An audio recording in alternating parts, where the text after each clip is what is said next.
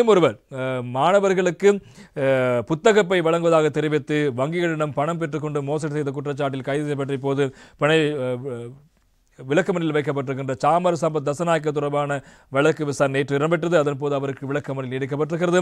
இன்றைய வீரகேசரி பத்திரிகை தலைப்பிடுகிறது சாமர சம்பத்துக்கு விளக்கமறியல் என்பதாக அந்த செய்தி இன்றைய தினம் பிரதானமாக பத்திரிகைகள் இடம்பெடுத்திருப்பதை காணலாம்.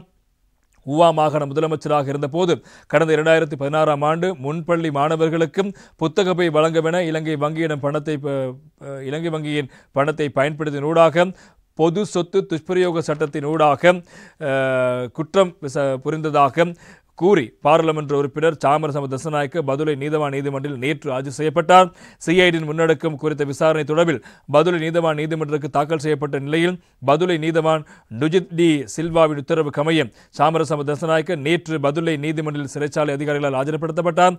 அதன்போது அவரை எதிர்வரும் 21ஆம் தேதி வரை விளக்கமறியலில் வைக்குமாறு நீதவான் உத்தரவிட்டிருக்கின்றார். ஊவா மாகாண முதலமைச்சராக இருந்த போதும் கடந்த 2016ஆம் ஆண்டு முன்பள்ளி மாணவர்களுக்கு புத்தகப்பை வழங்கவென தேசிய சேமிப்பு வங்கியிடமிருந்து அனுசரணை கோரி அது நிராகரிக்கப்பட்ட பின்னர் அவ்வங்கியில் ஊவா மாகாண சபை முன்னெடுத்து சென்ற நிலையான வைப்பு கணக்குகள் 6 அகற்றிக் கொண்டமை ஊடாக அரசுக்கு 173 லட்சம் ரூபாய் நட்டம் ஏற்படுத்திய குற்றச்சாட்டில் விளக்கமறியலில் வைக்கப்பட்டுள்ள பாராளுமன்ற உறுப்பினர் சாமர சம்பத் தசநாயக்கவை இன்று ஏப்ரல் 8ஆம் தேதி விளக்கமறியலில் வைக்குமாறு கொழும்பு பிரதான நீதவான் தனுஜ லக்மாலே கடந்த 1ஆம் தேதி உத்தரவிட்டார்.